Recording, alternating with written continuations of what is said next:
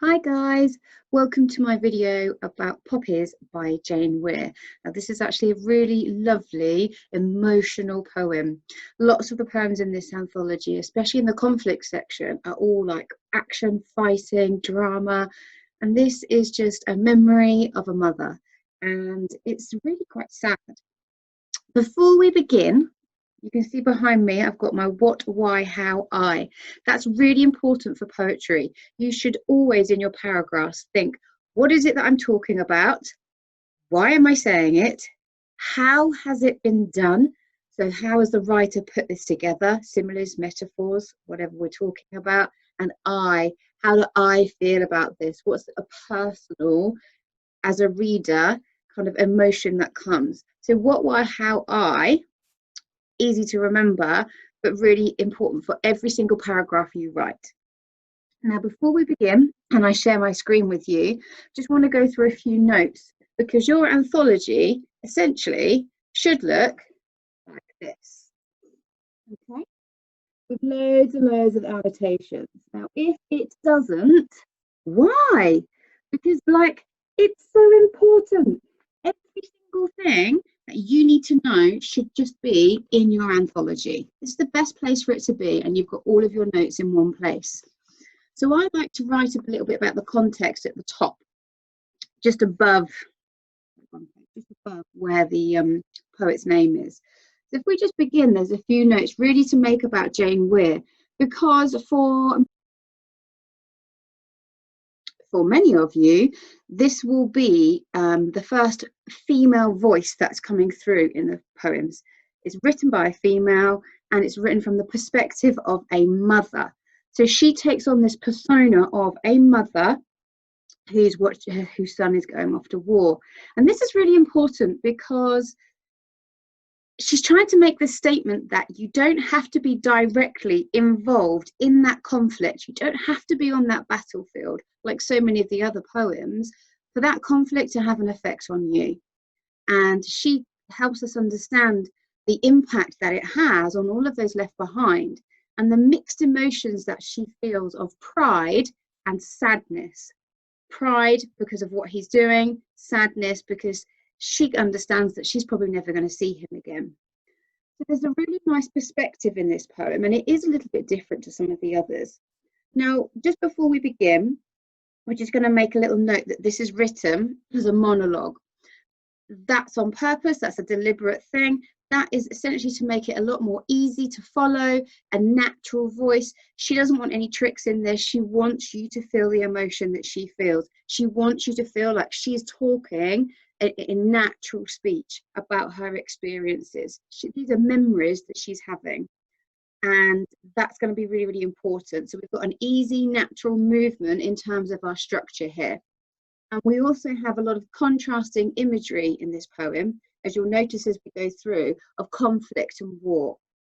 So there's lots of conflict and war, lots of language that we would associate with conflict and war, and that's contrasted with peace.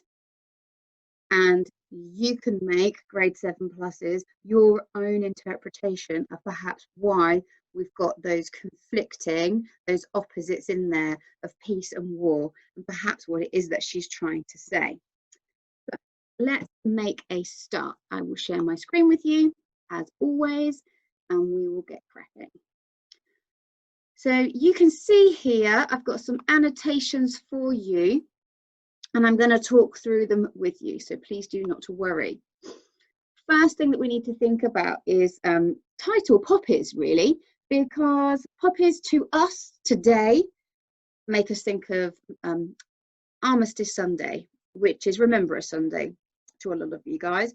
So you know that we will then wear our poppies. Some of you may take part in the parades. We have those memorials, we lay our poppies, and they are to remember the soldiers that fell. So this poem is set in the present day. We can relate to this. We actually do this. We lay poppies. We remember them. But this was kind of set back to the first Armistice Sunday, which was at the end of the First World War in 1918. So you can see how from 1918 to today, that's how long the remembrance has gone on for. So there's a long period of time. There's a lot of loss. There have been many wars since then, and many more soldiers dying. So it's still relative today. And that's quite a nice thing that she does in this poem. So Poppies, as our title, is going to make us think of Armistice Sunday. It's going to make us think of memories and memorials. Well, this poem is a memory, so that's really lovely. And then this idea that the red of the poppy is the blood. I'm sure you know about the battlefields, that when all the soldiers died, the poppies grew, which is like a lovely image, quite a horrible, sad image, really, of what nature is then doing in terms of that rebirth of that life. Anyway, I'm going to stop rambling. Here we go. So we've got Armistice Sunday mentioned at the very beginning of the poem here. 3 days before Armistice Sunday. This is important, okay? This isn't Armistice Sunday, it's 3 days before. So we've got our symbol of conflict, our understanding of that poppy and armistice from the very beginning of this poem. And she says 3 days before, the poppies had already been placed on individual war graves. That's quite a harsh opening line. She's not happy, okay? She's quite angry about this, that people almost can't be bothered to do it on Armistice Sunday, because our lives today are so busy, there's so much going on. I'll just go and do it now because I've got something else on Sunday. And that's wrong. There's two kind of arguments that she's making here. One of them is that we've become this machine, this kind of cog, this big business, where we just remember, oh gosh, it's Armistice, get my poppy, go and remember, right, that's done, let's go out for a pub lunch. And she's kind of saying, well, actually that's losing its meaning. And actually the whole idea of remembering someone, and remember this is the point of view of a mother, it isn't just 1 day a year. Remembrance is a continuous process. She remembers him every day, not just 1 day. And that's what she's trying to get across, that like, how dare you put your poppies down 3 days before because you can't be bothered to turn up on the day. Do you know what? You'd be better off if you didn't do it at all. So we've got this idea of these poppies, this kind of maybe neglect from some people. She's a bit cross about that because she remembers her son every single day. So you could at least have the decency and the respect to remember him on the right day. So that tone at the beginning, there seems to be a little bit of bitterness there and a bit of anger, that people are misunderstanding what this is about. And then we have our full stop, we have our caesura there, that break in our line, and it completely changes. Before you left, I, the mother, and that's the image we have here of mother and son, I pinned one onto your lapel, crimped petals. Now, if we think about here our language, we've got injury, pain, and violence. We've got a symbol here of a poppy. We've got crimped petals. So the red petals, the red symbolizing the blood, the fact that they're kind of crimped, that they're not like perfect, smooth petals. And this is what she's saying. And it then moves on to this spasms of paper red, disrupting a blockade. So the image of that violence here, and this is where we start to get, if you remember I said at the beginning, we have language that's quite military. We've got our conflict. We've got spasms, which is pain. We've got disruption, which is war. And then we have our blockade, which is like a physical barrier that might be put up by the military. So we've got lots of images there of this violence and this pain that he's going to feel. Like I've just got there for the blockade. That is our military language. So if you want to go for your 7+, you want to be thinking more about she, perhaps that reference to the blockade is her. She wants to be a blockade. She wants to stop him. She can't. Doesn't have that power. That kind of power to go and fight for his country is stronger. And the mother just has to stand back and watch that happen. And then finally, we have our alliteration, our B's, which you can see there. And that really just picks up the idea of the blazer. Now, the bias binding, many school blazers have this on them. It's like the edging. If you have one colour blazer and it's got a different coloured trim around the edge, that's the bias binding. And that's quite important because what she's remembering here are the finer details of her physically putting a Poppy onto his blazer just before he leaves, physically making sure that he's, you know, he's smart, he looks appropriate, and he's got his blazer on, and that Poppy kind of gets in the way. So that's basically what bias binding is. And then we move on. And we have a really interesting image here of a sellotape bandaged around my hand. Now, again, you may have all experienced this where you might have a pet and you get the hairs on your clothes and you get a massive bit of sellotape and you wind it around your hand and round and round and round, and then you can just do this. If you've never done that before, try it. It totally works, but you end up with a massive stuck hand. But that's what she's doing. So she's making sure that he is perfect, and she's checking his blazer and removing any of the hair. Now, what's important here is they are white cat hairs, okay? Now, cat hairs, we're going to talk about cat hairs as being, cats are house pets, cats are things that we love. They bring peace, they're very calm. And we have a white cat, and white again is deliberate choice of color of the cat. That is our symbol of innocence. Now in war, that is the symbol of wave a white flag. We've got surrender. We've got kind of peace. I want this over and done with. So we've got a white cat hairs that are going to be showing up on his blazer that she's trying to get rid of. And then we move on, and it's as I could. We smoothed down your shirt's upturned collar, steeled the softening of my face. I wanted to graze my nose across the tip of your nose, play at being Eskimos like we did when you were little. Now you'll see here, in terms of our monologue, that's a really free-flowing, easy, natural speech, but you'll also see, hopefully you've picked up the S's there, we've got that sibilant sound there. Sibilance, like alliteration, but with the S sound. So we have our sibilant sounds here, which emphasize that contrast between like the hard and the soft. She's trying to keep her emotions under control. Again, 7 pluses. You would want to be thinking about, okay, yes, we've got soft sibilant sounds. Yes, we've got her keeping her emotions under control. But actually, higher thinking, let's get some more perspective here. That sound, the deliberate S, is like shh, shh, shh. That's the sound that a mother makes to soothe her baby. That's the sound that she will make to try and stop that baby from crying.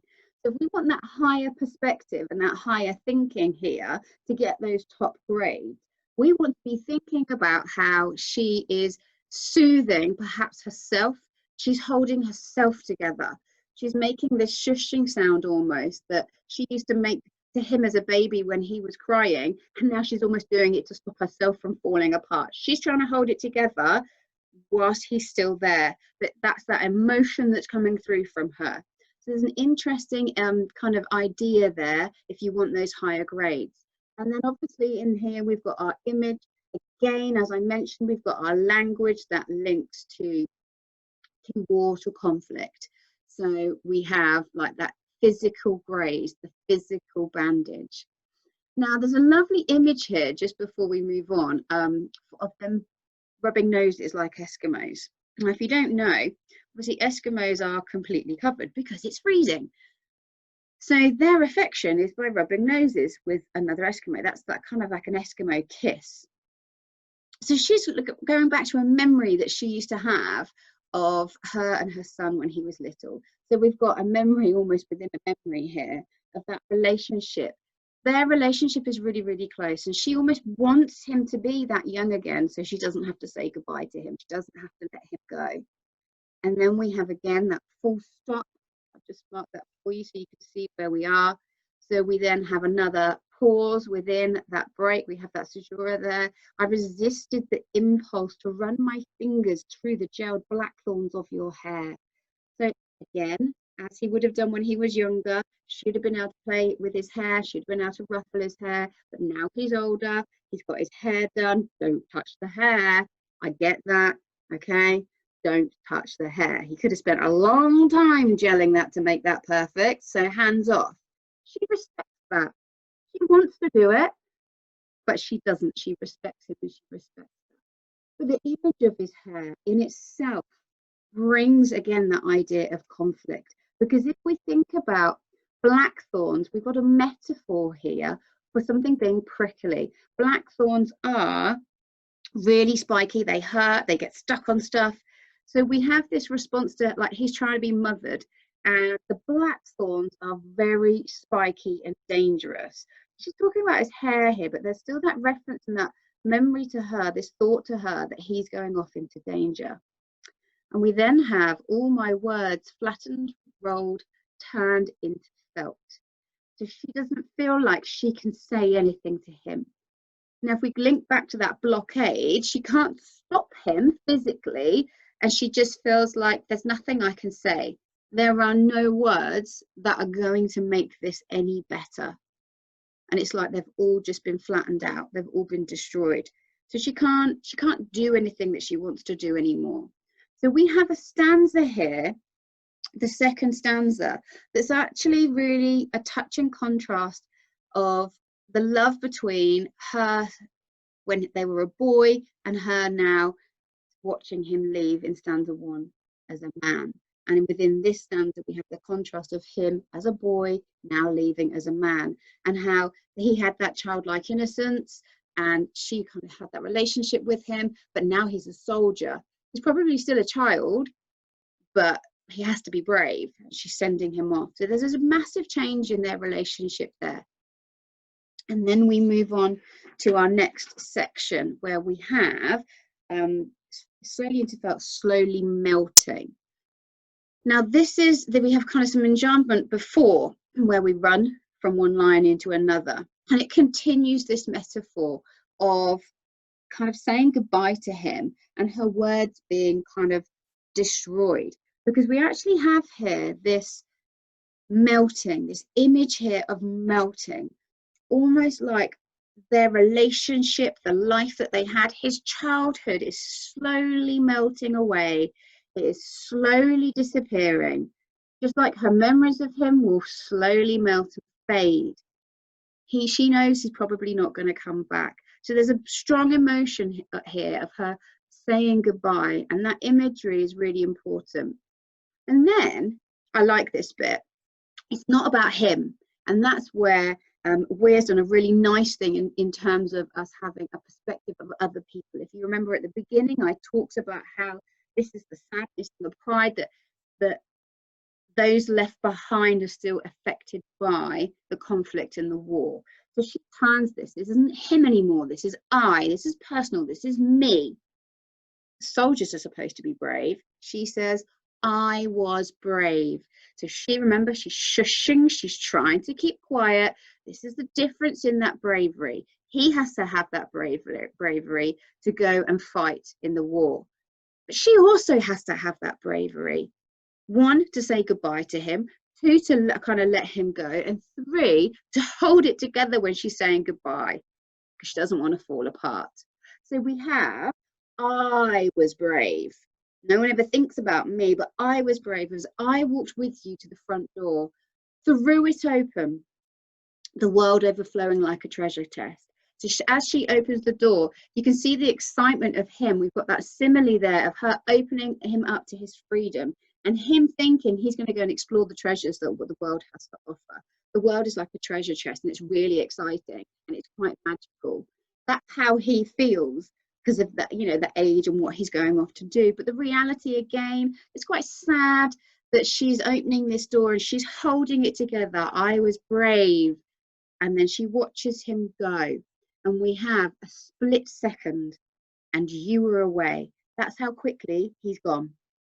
Now we could relate that as well to war. How quickly is he going to die? In a split second. He gets blown up, he gets shot at, instant death. So we kind of have another 7+ higher reference there of how quickly and how fragile life can be. In this, we've got her saying goodbye to him, a split second and you were away. I don't know what's going on with my PowerPoint here. And then we have intoxicated. Now, intoxicated is almost like it would be that you were drunk, you're under the influence. So you're not kind of behaving, you're not really control of your emotions. But actually here, it's just that he's so excited. He is so excited to go off to war. Now, if we think of the First World War, it was really patriotic to go and fight for your country. Those young men, boys used to lie about their age so that they could go and fight for their country. It was an incredible thing to do. So that intoxication is just that excitement, but also it shows that innocence of him really not understanding. And then we have a full stop. We have that pause. And again, the tone changes. After you'd gone, I went into your bedroom, released a songbird from its cage.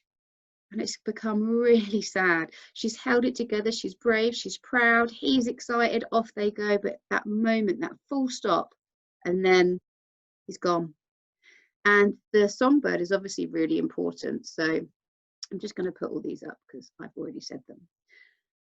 We've got here songbird being released. Now, songbird essentially is it's a euphemism for death and releasing a songbird. And we could talk about the dove in a second. And we've got the single dove flying from the pear tree. So we have this image of birds. Now, a songbird is a tiny, delicate, fragile little thing that has beautiful song. So this is almost as if we've got the metaphor here of her releasing him, her beautiful, fragile, little, sweet singing son. She's opened that door. He's released from his cage into the world. He's not going to come back because the single dove that returns, and it's white doves. Again, we talked about the reference of white at the beginning of the poem. We've got our single dove, a white dove that flies from the pear tree. So she follows this dove. She sees it as a sign, and it leads her to the church. That's where she goes. And then we have loads of language here that kind of links to, yeah, so we've got like textiles, basically, textiles on sewing. We have skirting the church walls. And as we come into the next stanza, you will realise all of that language, because what would have her job been in World War I as a female? Making the uniform, stitching. We talked about the bias binding on the blazer. Then we're going to move on to a coat here. He's hatless, she's hatless, etc., etc. So she goes to the church and she's skirting the church walls, which basically means she's frantically looking. She's looking for him or looking for that grave. She sees this single dove as him coming back to tell her that he's died. She has my stomach busy making, and then more language of textiles, tucks, darts, pleats. They're all, oh, textile students will be better than me. They're all like folds in fabric and how you make and how you sew. So we have there that language that as a mother, as a female, we can relate to, because we're at home busy making the uniforms, making the clothes. So her stomach is like all in, it's like, where is he? Where is he? It's kind of like, I want to know that he's dead, but I don't want to know that he's dead, because the moment I find out that he's dead, I hope that's over and I have no hope left. So she's running around and she's hatless. She forgets to put her coat on. She forgets her reinforcements, military language, okay? She forgets her reinforcements as she goes out to try and find him. It's freezing. This is how desperate she is. She wants to know. She just runs out of the house in the freezing cold with nothing on, not even thinking about that, because this is more important to her. And then we come to the end. On reaching the top of the hill, I traced the inscriptions of the war memorial, leaned against it like a wishbone. Now there's a picture there of a wishbone. It's the part of the bird that is the most delicate, fragile, and you're supposed to use your fingers. One person has each bit and you pull the wishbone, but it's really delicate. It breaks really, really easily, and it will snap, and whoever gets the bigger part can make a wishbone. And she interestingly stands like a wishbone. So it's almost as if she's leaning against the memorial, and she is fragile. She is being held up by that. She could potentially fall apart and break at any moment. So we have there that image of how vulnerable she is. But we don't know. What does she see? Does she see his name and falls and slumps to the floor? Or does she not see his name? And we don't know. That's really important. Again, you want grade 8s and 9s, you want to be linking to this context, this idea that thousands of people were never found. So his name might not go on that memorial. There are mothers who will never know if their loved ones survived or not. There are families, this is the effect of the people left behind. This is real. They're never told. They don't get that letter to say that they've died in service. They're missing in service. So you can't grieve because you don't know. And that's that vulnerability. And that's this idea here of us just never knowing. So she deliberately doesn't tell us in this poem whether he's alive or not. We don't know whether he survives or not. That's the whole point. We're kind of left going, that's really unfair. That's how they feel. It's unfair. They're never told. They don't know. So that's your higher grade there. And then we have dove pulled, a dove again, freely against the sky. We have doves, images of peace, usually white doves. So we talked about white already. Is this a symbol of peace? Is this his soul flying to heaven? What is this? Again, we don't know. That's deliberate. Is he alive? Is he dead? She wants us to feel what they feel. So we don't know. They don't know. And then we listen. I listened, hoping to hear your playground voice catching on the wind. And we go back in terms of our structure. We go back to this idea of him being a child, the playground voice, the memory she has of him. And she's hoping to hear that young, innocent, childlike voice in the wind, that he's returning home. And again, I've got at the bottom here, in terms of our senses and our imagery, is she hoping to be haunted by him? So is it that she can hear him and she thinks she hears him and thinks that he's coming back, but it's not? Is she imagining it? Or is she wishing she can turn back the clock to when she could protect him, when he was a child? So it's a really powerful ending, and it's really ambiguous. We don't know whether he survives or not. Like I said, that's deliberate. I keep repeating that, but that's what gets you the top grades, that deeper thinking and this idea that we are feeling what they feel. And then we have, is she wanting to turn back the clock? Is she just thinking of that childhood memory? Or is she being haunted and thinking she can hear? Because remember, the whole point of this poem is the effect that this has on the people left behind. She never gets over it. Now, if we go back to the beginning of the poem, and we go back to this idea at the start of 3 days before Armistice Sunday, suddenly that has more effect. Suddenly you realize that actually she's right to be a bit annoyed that 3 days before people are putting poppies down because they're a bit busy on a Sunday. This is her reality, frantically darting around, not knowing whether he's dead or alive, not knowing whether she wants to know if he's dead or alive. They're really kind of emotions that she's feeling, that she's torn apart here. So suddenly you're kind of on her side, or I feel like I remember what, why, how, I feel like she's right to be angry. She's right to be disappointed in the country and people. She's absolutely right to have that feeling, because there is a massive effect on the people left behind. And they're always the forgotten ones. The forgotten ones aren't the ones, because we remember them once a year, but we remember, they're always remembered. The forgotten people are the impact of the people left behind. And it's a really strong, powerful ending there. And that, whew, in a nutshell, is Poppies. It's a lovely poem. I don't think it will be the one you're given, because I know it came up on AQA last year or the year before, but it's one of the best ones to learn because it links to the majority of them, especially in your love and relationship, not so much in your conflict. But it's really easy, it's really emotive. Your what, why, how, I is pretty simple in that, because you can understand, you can relate to it. So it's a nice one to talk about. I hope that helped. Please let me know if there's anything specific you would like. Please come and join my live sessions. Please like, please subscribe, please share. And if there's anything you want to find out, let me know and I'll make you a video. Enjoy the rest of your day, everybody.